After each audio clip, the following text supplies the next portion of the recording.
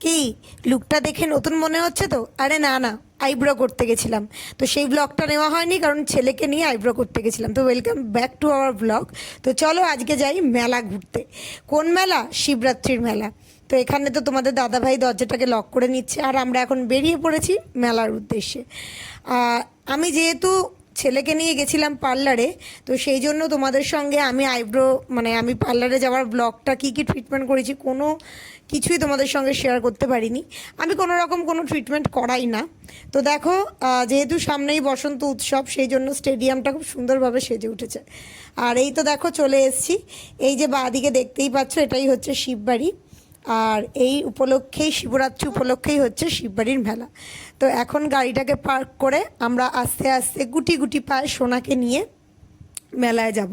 সোনাকে কোলে নিয়ে যতটা পেরেছি তোমাদের সঙ্গে মেলার খুঁটিনাটি জিনিসগুলোকে শেয়ার করেছি। জানি না তোমাদের কেমন লাগবে, বাট আমি আমার 100% দিয়ে তোমাদেরকে দেখানোর চেষ্টা করেছি। এই হচ্ছে মেলার এন্ট্রি গেট, মানে এন্ট্রি গেট আর কি।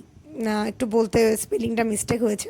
তো ওই দেখো তোমাদের দাদাভাই আগে আগে যাচ্ছে, তো আমি ওকে বলছিলাম যে পিছনে আমরা আছি, একটু দেখে দেখে চলো। এত ভিড় এত ভিড়।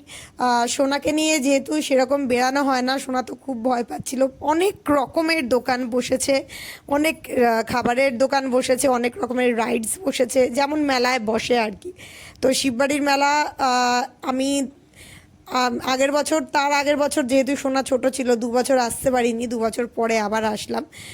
আর না, আমার ভুল হচ্ছে, 1 বছর পরে এসছি আর কি, কারণ সোনা ছোট থাকতে একবার এসছিলাম সোনাকে মায়ের কাছে দিয়ে। তো এইটুকুই তুলতে পেরেছি। আশা করি তোমাদের ব্লগটা ভালো লেগেছে। প্লিজ